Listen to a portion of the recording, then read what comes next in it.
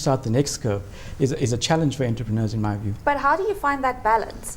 Because we often hear you should think big and you should dream big and you should pursue your passions. How do you find the balance between dreaming too little and dreaming too big? I think it's the balance of how you spend your time in your business.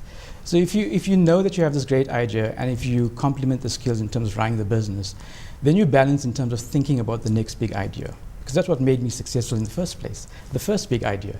So I think entrepreneurs need to learn to find that balance, reflect, and get sort of coaching within their business, and not get caught up into the operating cash flow paradigm trap that they always find themselves into. If I can just add to it, I mean, I think one of the other big lessons we're finding in the industry that we are operating in is getting business owners to measure key performance indices in the business and know what metrics are taking place in the business.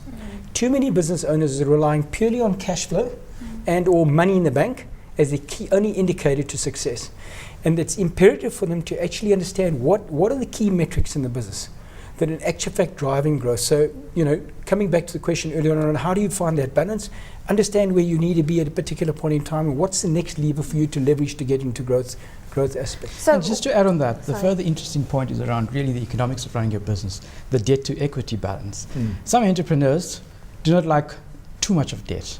Some entrepreneurs are afraid of equity partners because of the afraid of partners coming and controlling their business. However, they need to understand the balance of debt to equity. You have to fund your business appropriately in the different cycles.